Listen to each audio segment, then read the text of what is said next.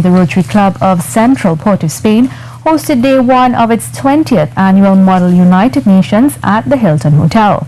The two-day event is one which invites students from several secondary schools across the country to debate on international issues as they play the part of UN General Assembly delegates. This year, the event focuses on the rights of members of the LGBT community. Janine Brown has more. For the past 20 years, approximately 2,000 students have participated in the Model UN event hosted by the Rotary Club. Chairman of the Model UN Committee, Ms. Lara Quintrell-Thomas, says initiatives such as these are very important as they help mold and expand the minds of young people to give them an enhanced worldview. Teaching them how to have different opinions, but to argue with one another with respect, without conflict, to appreciate that everybody's entitled to their own view. It doesn't make them less of a human being than you. It doesn't mean that they don't have the right to be respected, even if you disagree. The students have been training for 7 weeks prior to the big day, and Ms. Quintrell-Thomas says she is pleased to see how much their thinking has matured at the end of it all.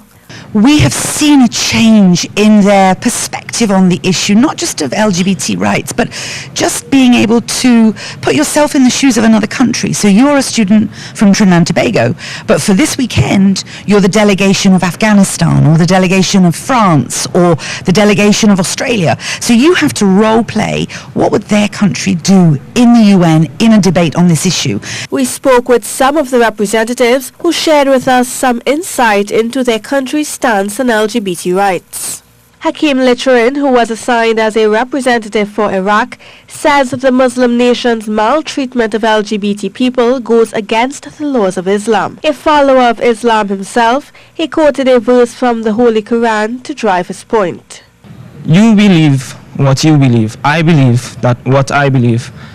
I may not believe what you believe, but I will respect what you believe, and we will live together. And Dominic Borzell of Providence Girls represents Thailand.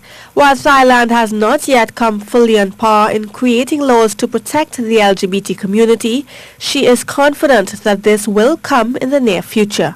I believe that in Thailand this will eventually happen. The country has recently made strides into doing this. Recently in 2016, they have passed an act where homosexuals are now part of the Anti-Discrimination Act, which means that people can be legally processed if they discriminate against these individuals.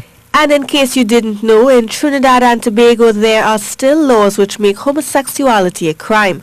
Section 13 of the Sexual Offences Act deems buggery an illegal act, while according to Section 8 of our immigration laws, homosexuals or persons reasonably suspected to be homosexuals are also banned from our shores. Janine Brown, C News.